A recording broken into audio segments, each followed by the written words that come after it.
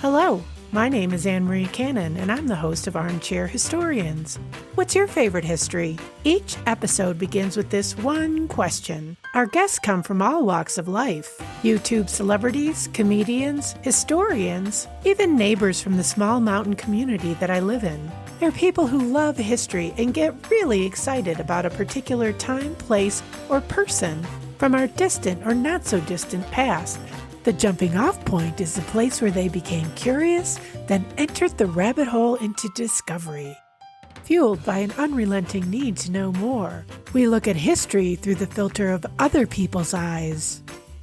Armchair Historians is a Belgian Rabbit production. Stay up to date with us through Twitter, Facebook, and Instagram. Wherever you listen to your podcast, that is where you'll find us. Armchair Historians is an independent, commercial-free podcast. If you'd like to support the show and keep it ad-free, you can buy us a cup of coffee through Ko-fi, or you can become a patron through Patreon. Links to both in the episode notes. Hello, fellow armchair historians. In this episode, I talked to Yeshiva University Professor Emerita, Ellen Schrecker, about the history leading up to today's anti-intellectualism. Ellen has been involved with the politics of higher education and academic freedom for decades. According to her, the current right-wing campaign against teaching critical race theory and other so-called divisive concepts is by far the most serious threat to academic freedom as well as K-12 education the United States have ever experienced. Schrecker's research and experience enable her to speak about the impact of these issues, as well as explain why today's anti-intellectualism is more dangerous than that of the McCarthy era. She believes that if the repressive measures now coursing through state legislatures and other political bodies are to be repulsed, the academic community and engaged citizens must offer a stronger response than they have until now. Ellen Schrecker, welcome to Armchair Historians. Hi, it's good to be here, Anne-Marie. So we just get right into it, and the shtick is, what's your favorite history? Now, I've interviewed people who talk about the Holocaust, and that's a difficult thing, and the topic you're going to talk about is not so easy, but definitely stressful. But I'm still going to ask the question, what is your favorite history we're going to be talking about today? Okay. Well, I think my main theme as a historian has always been political repression in a modern democratic society. What does political repression look like in the United States? Now, clearly, the most egregious example of political repression is slavery. Mm-hmm. Actually the owning of human beings and taking away their ability to control their own lives. Millions and millions of people. And that has had repercussions throughout American history. But what I've been looking at is a somewhat less horrifying, but still quite extensive form of political repression, one that silences the voices of dissent. And so this is something that we've seen in other societies, certainly throwing people into the gulag under Stalin was pretty bad, and that never happened here. American political repression does not include assassination of political dissidents yet. We're not there yet. But an awful lot of political repression has occurred in this society, depriving so many people of their political rights, their right to speak out, their right to speak out and be heard, their right to vote, their right to keep a job if they're a dissident, that I had a lifetime of research working on it. And so anyhow, the main topic of research, let's narrow it down a little bit more, that I've been engaged in has been the study of McCarthyism. So probably I should begin just by defining what I'm talking about. Okay, that sounds like a good place to start. Okay, because McCarthyism is much more than just the political career of one way out, somewhat alcoholic senator from Wisconsin. McCarthyism, as I see it, was a moment in the beginning in the late 1940s, with the beginning of the Cold War. In about 1947, we begin to see things that we could call McCarthyism, even though Joe McCarthy isn't on the scene yet. And it lasts all the way through really till the middle of the 1960s. So what are we looking at? We're looking at a form of political repression directed specifically to the suppression of quote unquote communism. And we can think of McCarthyism in a way as the home front of the Cold War. If you're fighting the Cold War and you see as your enemy communism writ large, then what we're seeing is something that I call McCarthyism. And it certainly is much more than just the political career of Senator Joseph McCarthy.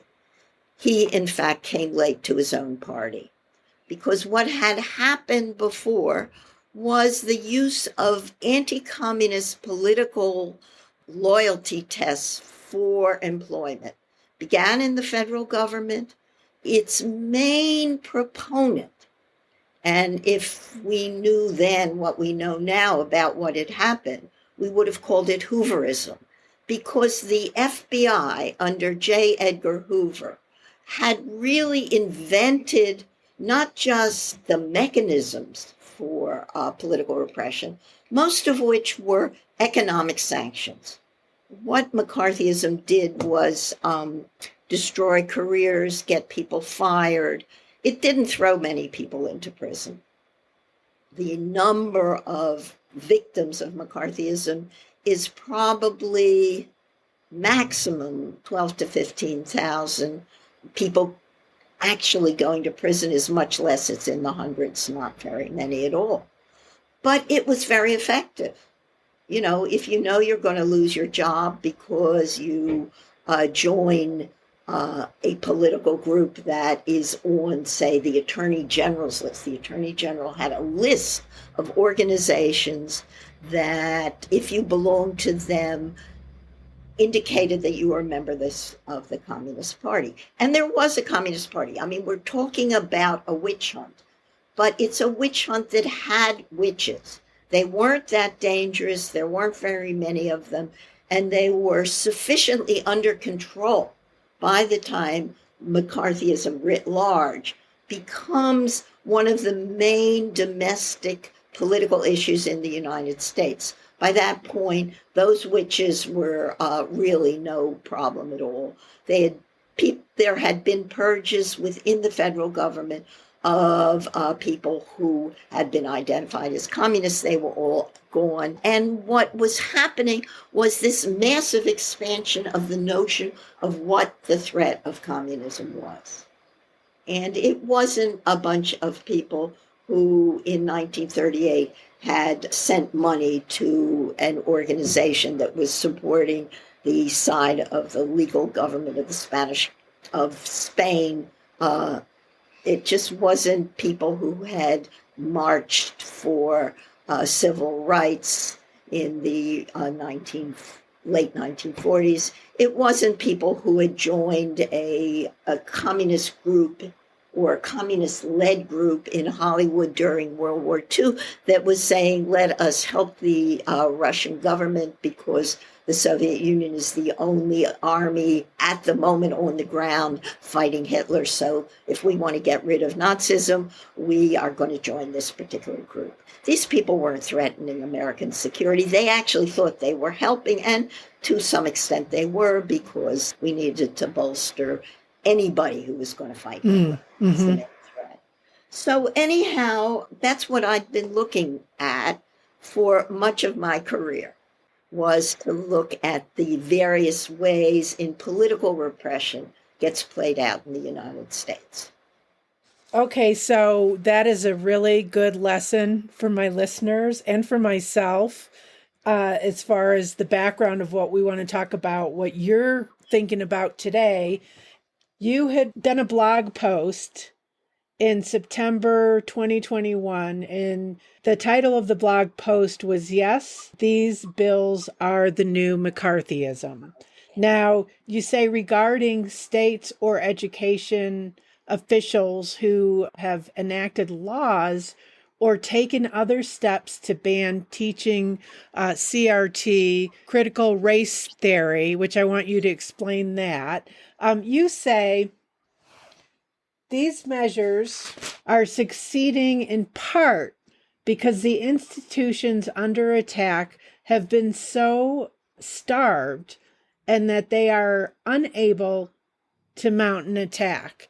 There's a lot in that, and there's a lot to unpack in this whole idea, but maybe you could start with what CRT is, critical race theory, which is, it's something that I really hadn't heard of until like the past year or two. So it might have been referred to as something else. Maybe you can start with that and then talk a little bit more about what's going on. Right. Yeah. This is a rather technical term. It's about at least 20 years old. It was developed within mainly law schools. A number of very eminent scholars were thinking about, why is it we had the civil rights movement in the 1960s? We have the civil rights law. We have the voting rights law. Why are African Americans still from, police encounters? Why has mass incarceration of African Americans, especially young men, increased so much? Why aren't things so much better now that the civil rights movement has occurred and won its victories? And so they began to broaden their lens and to look at what's really underneath this. What is, quote unquote, they called it systemic racism? What causes these things? And they're seeing the burden of past discrimination still weighing upon the African American community. Now, when you say they, you're talking about the legal. It's a group of scholars at places like Harvard, at places like Columbia. It's rather esoteric stuff. I've read some of it. I am not an expert in the field at all. And, it's hard to follow up all this vocabulary. But nonetheless, what we're really looking at is, what is it in American society that is still blocking African Americans from having an equal experience, from having the opportunity to fulfill their human potential in the United States? Why aren't they getting ahead the way other citizens have? And we're seeing what is called systemic racism, which means that it's not me saying I'm not going to hire you for a job because you're Black. It's because that person has spent a lifetime going to inferior schools, which have been caused by years of housing discrimination, forcing people into ghettos, they haven't been able to buy homes. They haven't been able to build up wealth from buying homes in the suburbs. In other words, what we're looking at is how the past history of American racism, of slavery and discrimination, has caused the life chances of African Americans in our society from being equal to those of other citizens. And it's a difficult question to answer. You need a lot of work on it. And so the critical race theorists are working on trying to figure out how this operates and what we can do as a society to eliminate it, and it's hard. It's very hard. And why has critical race theory become such a boogeyman today? And that is because there is very widespread campaign, well-funded campaign that has created a number of institutions on the right that are looking for ways to preserve the status quo, that are looking for ways to roll back efforts to create greater equality within American society. They have ties to big business. They have ties to the oil industry, the Koch brothers. People may have heard of the Koch brothers, who are major funders of conservative right-wing think tanks like the Heritage Society or the Manhattan Institute. I mean, we don't need to know all these names. I can give them to you. But what has been happening is that there are groups and individuals who are intervening in the American political discourse and oversimplifying a lot of what's going on and creating these boogeymen that people who haven't figured out, who don't know this scholarship at all, they're just being told, oh, critical race theory is going to make your children unhappy in school. Well, and wait a minute. And the conservatives call the liberals snowflakes. I was literally listening to a podcast about this subject, and they were playing the audio from one of these town meetings, and the mother was literally saying that it's, going to upset our children. And it just... oh my goodness. So I'm sorry, I just had to interject. Yes, no, that's exactly the issue. And, the response to that is, suppose you were the only Black child in an all-white class, or they're the child of a single mother. What they're doing is creating and demonizing a whole strand of professional scholarship that is looking into how can we solve the racial problems of this country. And these people who are talking about how dreadful it is if a child feels that because she's white, she's guilty of something. No teacher even says that. Teachers in K through 12 do not teach critical race theory. They don't even know what it is.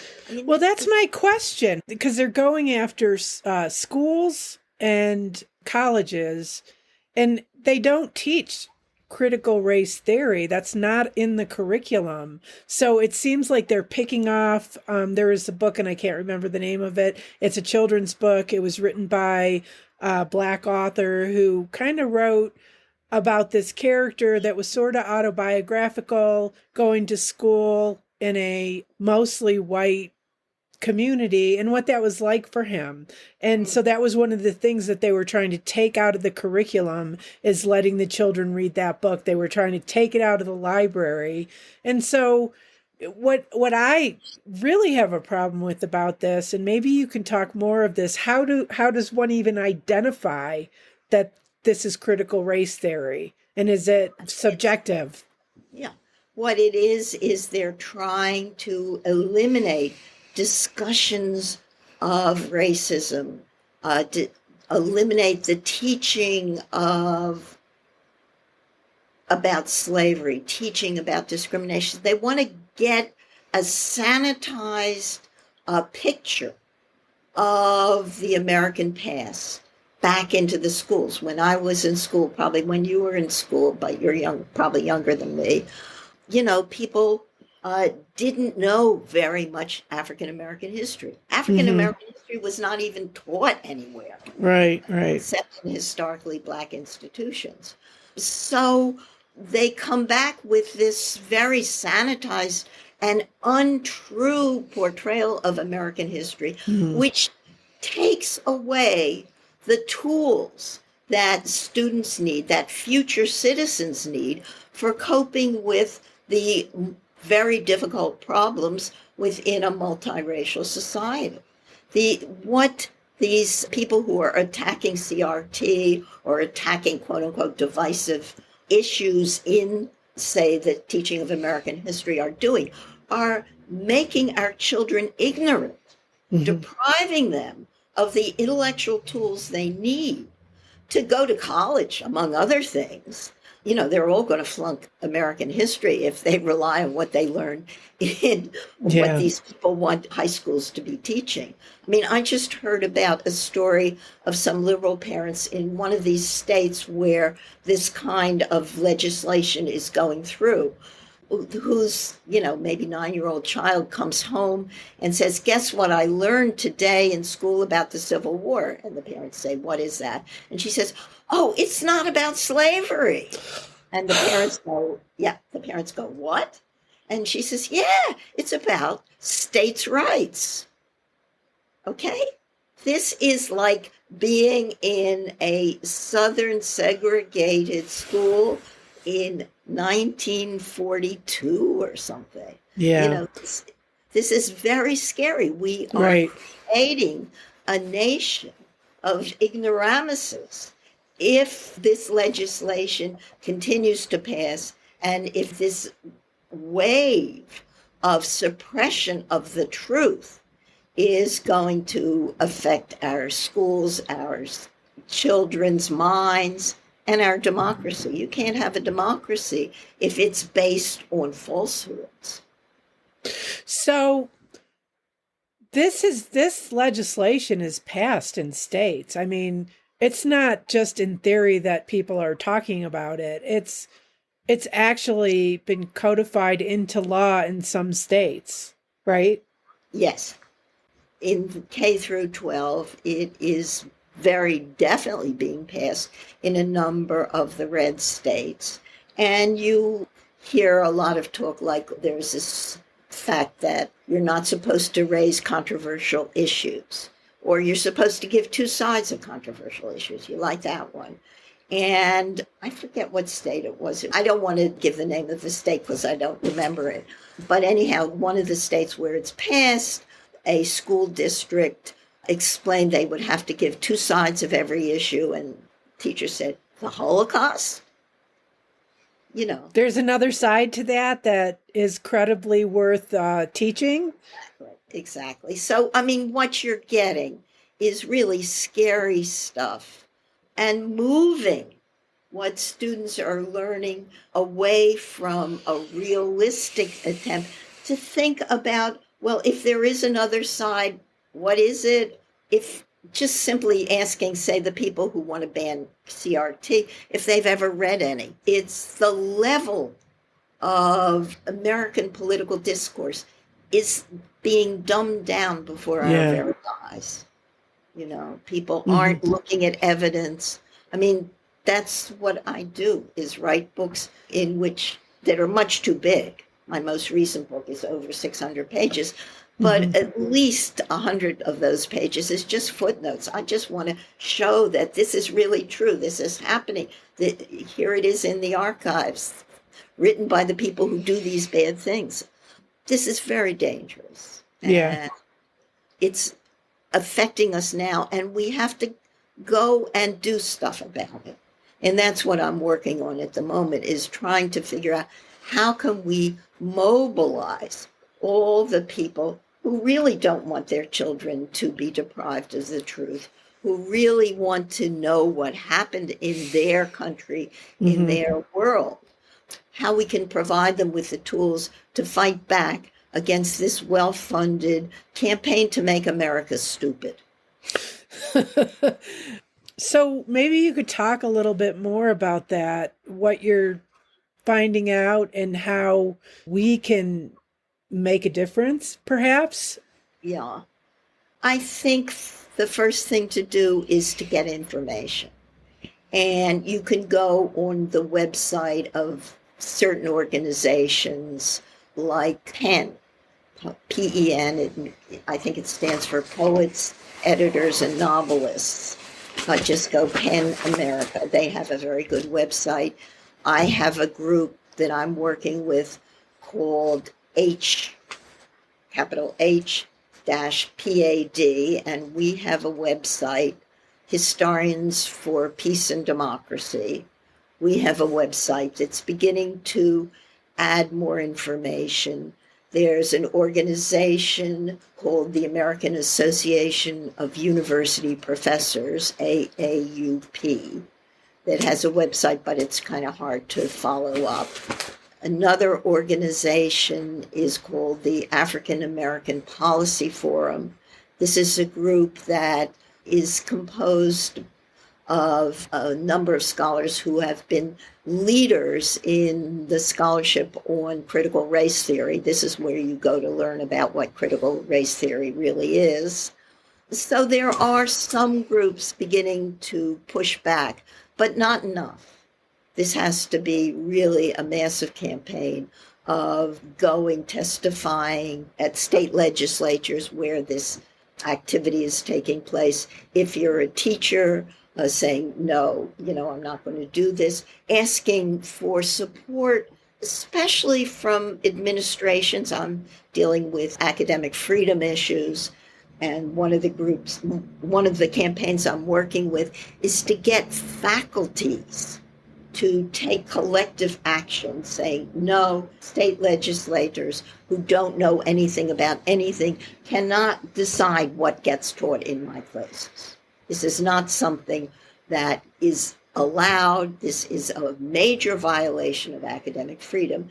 And get us faculty groups, especially official faculty senates, to pass resolutions saying these laws are violations of academic freedom, politicians should not decide what students are taught. Teachers should decide, professors should decide, not politicians. They don't know what they're talking about.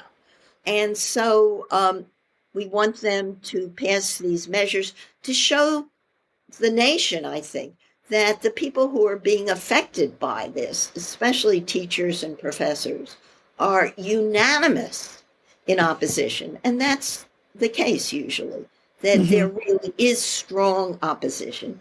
A lot of people say, well, yeah, I'm against these what are called education gag rules, but it's not on my campus. It's not in my state. I live in New York State. Nothing bad is happening. Well, there are measures coming up before the New York State Assembly that do call for this. They'll probably be defeated, but maybe something will pass.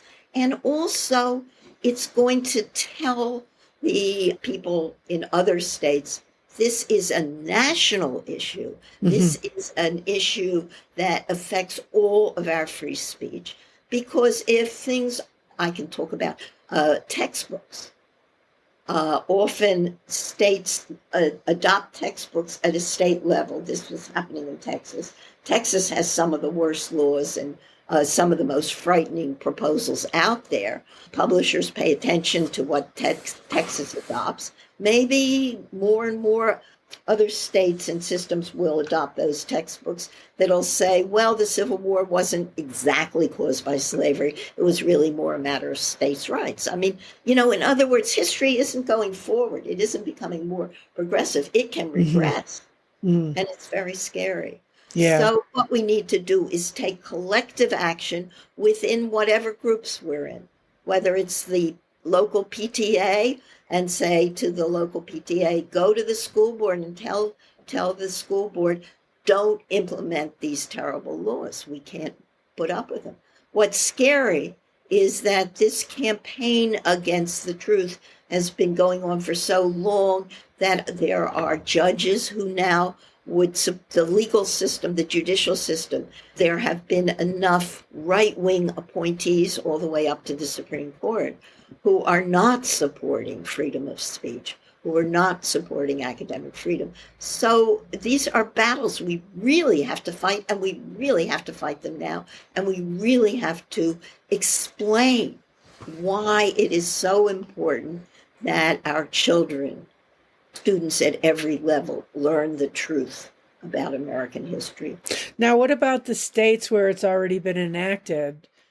Has that ship sailed, or can people in those states do something to counteract what has already been enacted?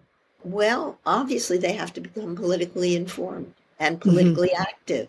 There are things known as elections At this point, there are still free elections in most states. You have to go out, register voters. You have to go out, lobby. So political action is kind of the bottom line.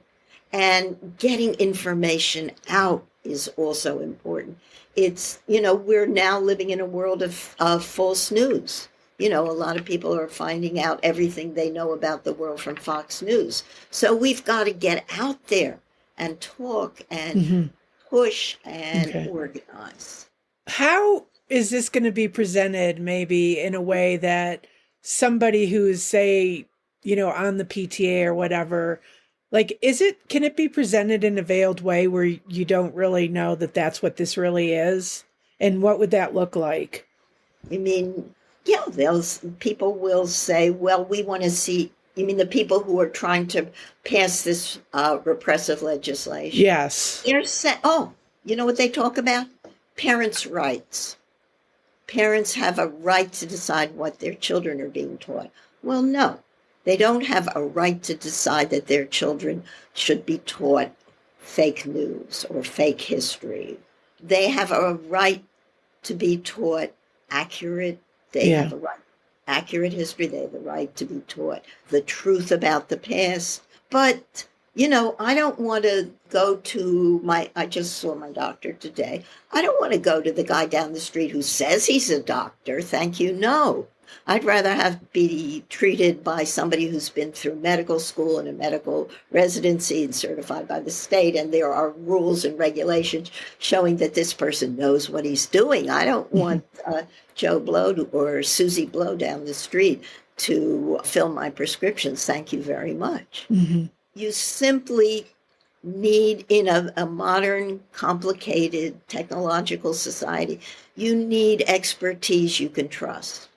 And what these different groups are peddling is not expertise, but stupidity and partisan politics. They want to get elected. They want to keep their billions of dollars in oil and natural gas, which is harming the environment even as we speak. It seems like the minds that need to be changed are the most resistant to change. And so is there a way to penetrate this kind of thinking? What can I say? The facts, the reality, and keep these people from deciding what our children are being taught, so we don't raise a generation of people with closed minds. Yes, we have to listen to their fears. People are, especially with the COVID, things are very scary now. And so the best we can do is, I guess, really try to find the people who agree with you, like you. Yeah, it's great. Well, we all know that what's going on. We all know, yeah. We all know. But it's sort of the people who sort of are confused. Maybe we need to talk to them and find out what the sources of their confusion are. Not saying you're a bad person. Yeah. Just why are these uninformed ideas so powerful? Yeah. That's a tough one. That's hard. It's very hard. Where do we see this history in pop culture? You're talking to somebody who doesn't even know how to turn on her TV. It's just those remotes, I can't handle it. My partner can't handle it. Well, I guess when I'm thinking about this, I mean, it's interesting because I've asked all my guests this question. Yeah, I know. And the way that we perceive pop culture, but I was thinking of that book. Oh, and I can't think of the name of it. But the idea of it, the book about burning the books. Yeah. It's a science fiction book. Do you know which one I'm talking about? Is it Fahrenheit something? Yes. Because I think that is pop culture, that it's not specifically telling this history, but it is. Yeah. It's an analogy of this history, right? Right. Yeah, that kind of thing. Well, I actually did see one movie recently, called Don't Look Up. Oh, that was good. I just saw that. Yeah, which is, of course, about climate change. What is going to destroy all life on Earth? Well, if you don't do something about, greenhouse gases, and it just goes exponentially, which it is, then things are pretty bad. So that's a parable about climate change. Right. That's a parable. I think that's how we would see this in pop culture. What I do is write about the past, which is supply. After all, social scientists can't do lab experiments. This is the way I talk about history. If you're looking for vaccines, you can put them all in petri dishes and watch what happens. But you can't put human beings in petri dishes. You can't run an experiment on people to see how they respond to certain social cues or something. So what do you have as your base of information? Where's your data? And your data is in the past. Yeah. And so the data of history, what happened when after the Civil War there was Black Reconstruction and the southern states began to pass laws like funding education. Then they deprive African American former slaves of the vote, and they stopped funding education for Blacks. Oh, okay, that's really bad. What you can do is look at certain moments in the past when change occurred and see how that happened, what brought about the change. We know from the 1960s that what brought about change was not President Kennedy or President Johnson saying, oh, isn't that nice? Why don't we have a Civil Rights Act? No, what it was students, kids, thousands and thousands of kids sitting down at restaurants and sitting down at cafeterias and things and disrupting ordinary life. Nonviolent civil disobedience was their tool. There may be other tools today, making it seem as if this country is very ungovernable. We don't want to have all our restaurants shut down. I mean, COVID is doing a good job of that. But these mass movements were what forced change. Yeah. Is there anything that I didn't ask you about this history that you wanted to share? Well, you were asking me about a lot of things. I mean, I can talk for hours about it. And I can talk for even more. I just finished a book. It's not 600 pages of text, but it's quite a big book about the 1960s and how the 1960s affected higher education. So what's the name of that book? The book is called The Lost Promise, Universities in the 1960s. And it's looking at everything that happened. I mean, we know about students taking over the dean's office and stuff like that, but there was a lot more going on as well, including a civil rights movement and an attempt. American universities, I mean, there are all kinds of little facts that people don't know. Did you know that American universities were segregated in the North as well as the South? I didn't know that. Yes, I didn't know that. They're not officially segregated. My class in college had 2 Black students and, 350 whites. Wait a minute. And this was the case throughout the North, that there would be, 1 or 2 Black students and all the rest would be white. That's segregation. Yeah, it is. You're right. You're preaching to the congregation. I know. I know. I don't have any real conservative people that listen to my show, I don't think. I think I've weeded them out over the past 2 years.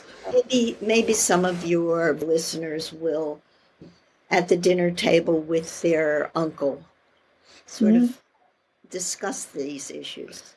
Right. Right. I know somebody who was very conservative at one point, and he basically started, but he always read all the different points of view and all the different information. And he has come over to the light, as I like to call it. And it was all in here, in his mind, that he did that. And it was by looking at all the truth, all of the information. And he like over a course of maybe 3 years, he saw the world completely differently. Yeah, that happens. One of the things I talk about in my book on the 60s is, because I'm looking at professors specifically, is how small groups of professors started the anti-war movement.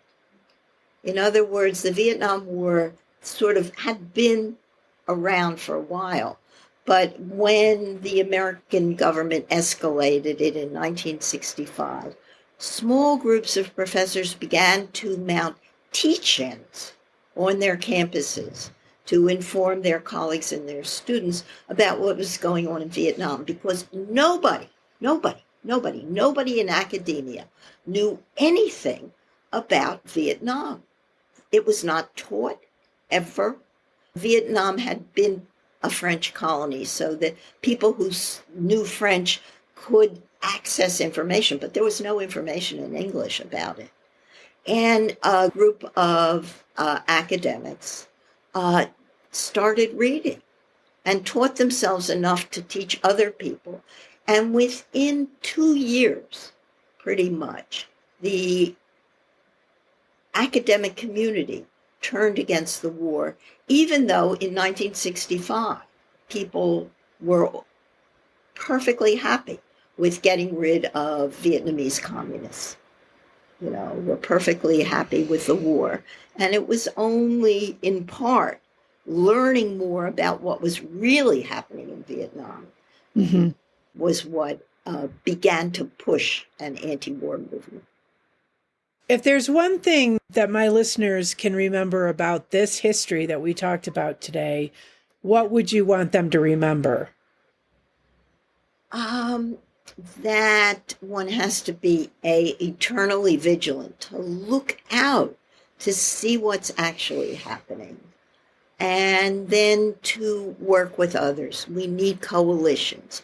We need people to say, yes, this attempt to impose an educational gag rule on American colleges, schools, K through 12, through the media even, is endangering everybody, endangering all of humanity. This is really a crisis moment. It doesn't feel like it because, we're all sort of becoming a little happier now that the COVID is receding or something, but we're really in a lot of trouble, and everybody has to educate themselves first and then join up with other people. Okay.